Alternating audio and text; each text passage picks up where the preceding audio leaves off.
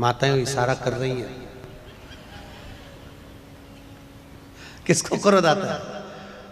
आप बोलेंगे पति को पति बोलता है, पत्नी को, पर ईमानदारी की बात बताएं ना माताओं, पतियों के भीतर इतना क्रोध नहीं रहता, शांत प्रवृत्ति के रहते हैं।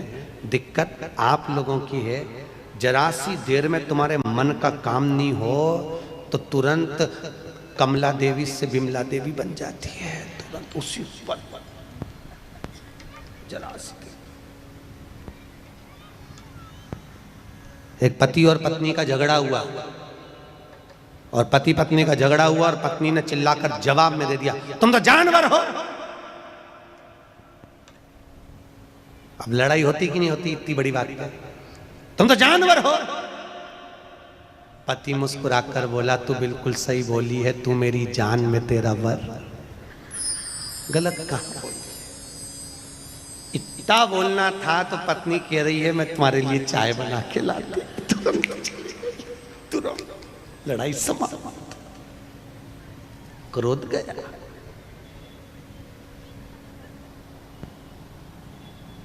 क्रोध समाप्त। आज हम उनके यहाँ गए थे, क्या नाम उनका, नाना भाई के यहाँ, पानी वालों के यहाँ, तो उनके यहाँ वो वकील साहब मिले थे। तो वकील साहब बोले, गुरुजी उनकी धर्म पत्नी आई प्रणाम करने के लिए। तो वकील साहब बोले, ये मेरी धर्म पत्नी है। हमने कहा कथा का असर हो गया पूरा। तो हमने कहा धर्म पत्नी क्यों? क्योंकि गुरुजी पहले दिन कथा से बोल रही थी, कथा में चलो, कथा में चलो, और मुझे दूसरे दिन से कथा में लेकर आई है। और आप कहते हो जो अपने पति को कथा में लेकर आ जाए वो धर्म पत्नी कहलाती है। हमने कहा बिल्कुल सत्य है, गलत नहीं है, बिल्कुल सत्य। धर्म के पथ पर चलना सिखाइए महाराज, धर्म के पथ, धर्म के पथ। आज यहां शास्त्र कह रहा है, हिरण्यकशिपु ने जो वर मांगा घर आकर देखा तो धर्म पत्नी नहीं है। धर्म पत्नी को लिया तो नारद जी के यहाँ गर्भ का जो ज्ञान मिला था, उस ज्ञान की प्रबलता में धर्म पत्नी प्रखर हुई महाराज। पत्नी के गर्भ से जो बच्चा हुआ, होते से उसने भगवान के नाम का हिलात करा, उसका नाम प्रहलाद हुआ है महाराज। प्रहलाद खोलते तेल में डाल दिया,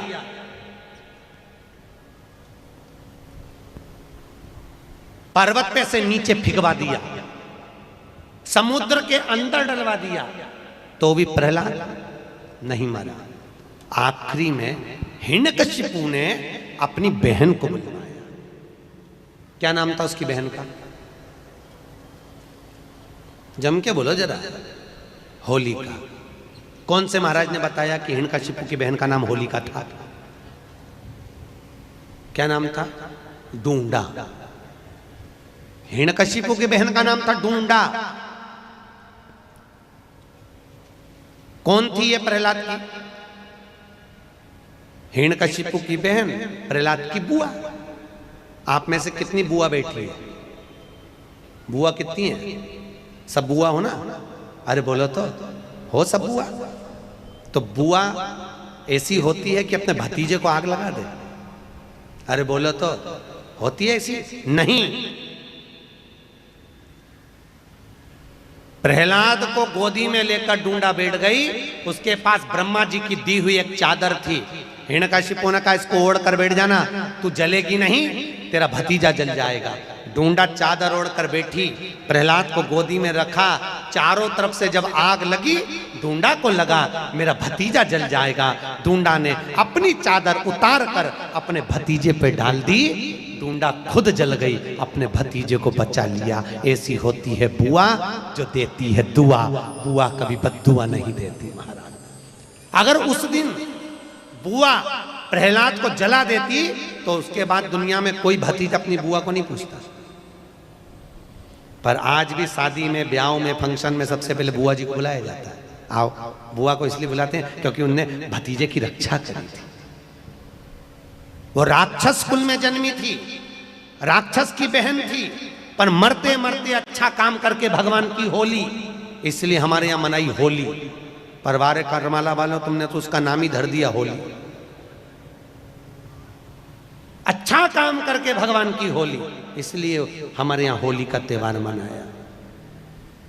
नाम था ढूंढा, इसलिए आज भी होली में मोटे मोटे लक्कड़ ढूंढ जलाए जाते हैं। पतली लकड़ियां नहीं, मोटे लक्कड़, मोटे ढूंढ जलिए। अंतिम प्रहलाद से पूछा ये ज्ञान इसको आया कहां से? गुरु जी से पूछा इसको ज्ञान कहां से है? तो ये गर्भ का ज्ञान है। गर्भ का ज्ञान कोई साधारण है क्या? गर्भित ज्ञान। प्रथम ज्ञान होता है गर्भ का ज्ञान। माता कहती हैं गर्भवती नारी को भजन करना चाहिए। कथा सुन, हम एक बार पंढरपुर में कथा करने आए थे, लगभग 17-18 साल पहले की बात होगी। कथा करने के लिए आए थे, माहेश्वरी भवन में कथा थी। अभी उस दिन हम लोग गए थे तो हम माहेश्वरी भवन में ठहरे थे महाराज। माहेश्वरी भवन में कथा थी, माहेश्वरी समाज ने कराई थी, सोमानी संगमनेर के, उन्होंने कराई थी। कथा में एक बहू आकर बैठी, उसने कहा गुरु जी कल आप हमारे यहाँ आना। जैसे कई लोग कहते हैं ना हमारे यहाँ पधार, जो आज हम एक दो जगह गए तो आप हमारे यहाँ पधारना। हमने कहा ठीक है आएंगे दीदी, जरूर आएंगे। हम गए उनके यहाँ गए। उसने सेब कतर के रखे थे, काट के रखे थे। उनका एक लड़का था 12 साल का, वो सेब उठा के ले गया। उसने ड्राई फ्रूट्स ला कर रखे, काजू बादाम पिस्ता, वो पूरी की पूरी प्लेट लेके भाग गया। थोड़ी देर बाद उसकी माँ ने चांदी के गिलास में दूध भर कर रखा, वो गरम की गरम दूध ले जाकर गटर गटर पी गया। हमारे सामने आता और वो उठा के भाग जाता। हमने पूछा दीदी बोली गुरुजी आपका अपमान हो गया, मेरे लड़के ने सब खा गया, तुम्हारा अपमान हो गया। मैं तुम्हारे लिए ला रही थी और उठा के। हमने कहा जान दे अपमान तो चूल्हा में, पहले ये बता कि ये हुआ कैसे, ये बता ये कैसे? वो तो जान दे अपमान तो हुआ। गुरुजी जैसे आप कथा करने आए ना, ऐसे ही जब ये मेरे गर्भ में था तब यहाँ राम कथा चल रही थी। मैंने पंडित जी से पूछा था गुरुजी से, गुरुजी मेरे गर्भ में बच्चा है तो मैं कौन सी कथा पढ़ूं जिससे मेरा बच्चा अच्छा हो? राम कथा वाले महाराज ने कहा था सुंदर कांड पढ़। गुरुजी जब ये गर्भ में था इतने सुंदर कांड के पाठ करे, इतने पाठ करे, ऐसी औलाद पैदा हुई, सकनी नहीं बैठे। ये पाठ का बड़ा असर है। आज के जमाने में जो औलाद होती है ना, ये टीवी देख देख के पैदा होती है, क्योंकि डॉक्टर बोल देते बेड रेस्ट, डॉक्टर बोलते बेड रेस्ट, पलंग पे पड़ी रहो, दिन भर टीवी देखती रहो। 24 घंटा टीवी देखे, गर्भ में जो बच्चा था वो टीवी देखता रहा। माँ के दृष्टि से बच्चे ने टीवी देखी। अब बच्चा जन्म लिया तो दिन भर, क्योंकि वो टीवी में नाटक देख, नाटक में ऐसा कोई नाटक ही नहीं जिसमें कहीं का हंसता दिखे। पूरे नाटक में देख लो, कहीं ना कहीं की 24 घंटे रोती ही मिले। नाटकों में, सीरियलों में रोए, वो नाटक देख के औलाद पैदा हुई। अब घर की बूढ़ी बूढ़ी माताएं कह देती हैं, कहने में चुपती थोड़ी ना माताएं, तुरंत बोलती भैया हमारी भी 5-5 औलाद थी, हमारी भी 4-4 औलाद थी, खिला दो पिला दो पटक दो, खेलती रहे। और हमारी बहू ने ऐसी औलाद पैदा करी, राम एक करी, वो भी ऐसी करी, दिन भर पे करे, दिन भर रोए, दिन भर। मायके कहने में कोई चुपता नहीं, तुरंत बोल देते। अब प्रहलाद गर्भित ज्ञान इतना प्रबल था। हिरण्यकशिपु ने पूछा क्या इस खंबे में तेरा भगवान है? हाँ खंबे में। खंबे पर गदा का प्रहार करा, टूट कर नीचे गिरा। नरसिंह भगवान प्रकट हो गए।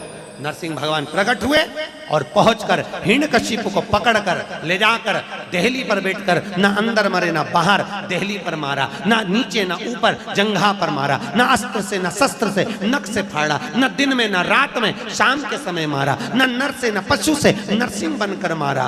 और ना 12 महीने में मरे, इसलिए एक अधिक कर अधिक मास में मारा। कौन से महीने में? अधिक मास में। उधर को फाड़ दिया, आंतों को निकाल कर धारण कर लिया। नरसिंह भगवान की ये यहां तक की कथा तो भागवत में भी लिखी है, सुनी कि नहीं सुनी? अरे बोलो तो, सुनी है ना? अब जो कथा वेद व्यास जी ने शिव महापुराण में लिखी वो आ रही है, सुनो, ध्यान दो। नरसिंह भगवान का क्रोध बढ़ता गया, बढ़ता गया, बढ़ता गया, इतना क्रोध, इतना क्रोध, इतना क्रोध, क्रोध बढ़ता गया, इतना क्रोध बढ़ा। इन नरसिंह भगवान इंद्रलोक में गए तो इंद्र का सिंहासन तोड़ दिया, ब्रह्मदेव क्या गए तो पुष्प तोड़ दिया, जहां जाते नरसिंह भगवान कुछ तोड़ फोड़ करके आते। लक्ष्मी जी भगवान शंकर के पास आई, लक्ष्मी जी ने विनती करी, नाथ मेरे पति को क्रोध आ रहा है, इनके क्रोध को शांत करिए, बहुत क्रोध है, शांत करो, थोड़ा क्रोध शांत करिए। शंकर भगवान मौन आनंद में विराजमान थे, स्मरण में डूबे हुए थे, भजन चित्त आनंद में कर रहे थे। आपको पहले भी कथा में कहा, राम शंकर का भजन करते हैं और शंकर राम का भजन, हरि विठ्ठल शंकर का भजन करते हैं, शंकर पांडुरंगा का भजन करते भजन डूबे। जय जय विठ्ठल विठ्ठल विठ्ठला, जय जय विठ्ठल विठ्ठल विठ्ठला, जय जय विठ्ठल विठ्ठल विठ्ठला, जय जय विठ्ठल, सब गाइए, विठ्ठल विठ्ठला, जय जय विठ्ठल विठ्ठल विठ्ठला, जय जय विठ्ठल विठ्ठल विठ्ठला, माझा विठ्ठल पांडुरंगा, माझा विठ्ठल पांडुरंगा, माझा विठ्ठल पांडुरंगा, माझा विठ्ठल पांडुरंगा, जय जय विठ्ठल विठ्ठल विठ्ठला, जय जय विठ्ठल, ताली से दोनों हाथों से, विठ्ठला, जय जय विठ्ठल विठ्ठल विठ्ठला, जय जय विठ्ठल विठ्ठल विठ्ठला, माझा विठ्ठल पांडुरंगा, माझा विठ्ठल पांडुरंगा, माझा विठ्ठल पांडुरंगा, माझा विठ्ठल पांडुरंगा, जय हो, जय हो।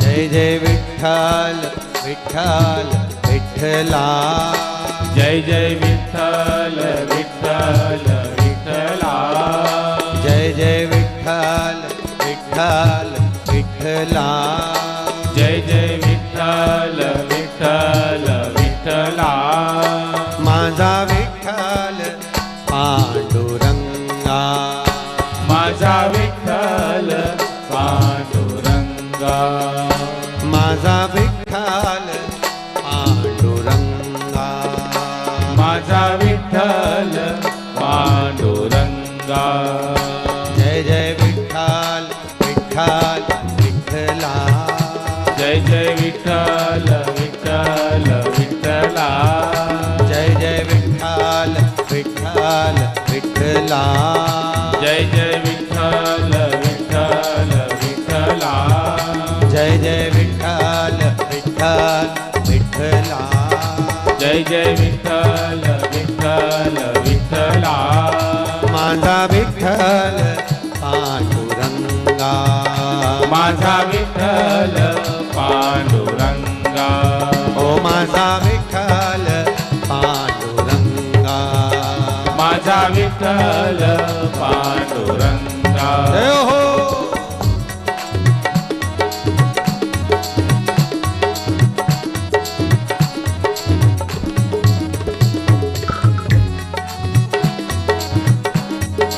बड़े आनंद दोनों हाथों, जय जय विठ्ठल विठ्ठल विठ्ठला, जय जय विठ्ठल विठ्ठल विठ्ठला, जय जय विठ्ठल विठ्ठल विठ्ठला, जय जय विठ्ठल विठ्ठल विठ्ठला, माझा विठ्ठल पांडुरंगा, माझा विठ्ठल पांडुरंगा, माझा विठ्ठल पांडुरंगा, माझा विठ्ठल पांडुरंगा, हो माझा विठ्ठल पांडुरंगा, माझा विठ्ठल पांडुरंगा। बोल पंढरीनाथ भगवान की हर हर महा। भगवान भूत भावन भूतेश्वर शिव से विनती करी, शंकर भगवान की भक्ति में डूबे हुए थे महाराज। लक्ष्मी जी ने विनती करी, नाथ कृपा करो, थोड़ी सी दया करिए। भगवान ने पूछा क्या? मेरे पति को क्रोध आ रहा है, उनका क्रोध शांत कर दीजिए। शंकर भगवान ने सारे देवताओं को बुलाकर कहा, नरसिंह अवतार कोई साधारण सा अवतार नहीं है जिसका क्रोध शांत कर दिया। तो फिर क्या करा जाए? शंकर भगवान बोले, मैं शरम्भ पक्षी का रूप धारण करूंगा। कौन सा पक्षी? शरम्भ, गिद्ध जैसा एक पक्षी होता है जिसका नाम है शरम्भ। शरम्भ पक्षी, गरुण जैसा स्वर। पक्षी तीर्थ गए हो? अरे बोलो तो, पक्षी तीर्थ गए हो कभी? हैं? कोई गया? नहीं गए? कभी मौका लगे तो जरूर जाना। चेन्नई से 82 किलोमीटर की दूरी पर है पक्षी तीर्थ, जहां पर सुबह ब्रह्म मुहूर्त में 56 तरह का भोजन लगाया जाता है। और गरुण जी महाराज आज भी उस भोजन को करने के लिए आते हैं। लाखों जनता प्रतिदिन गरुण जी का दर्शन करने के लिए पक्षी तीर्थ जाती है। कभी मौका लगे तो जाकर देखना, केवल गरुण पक्षी ही मिलेगा आपको।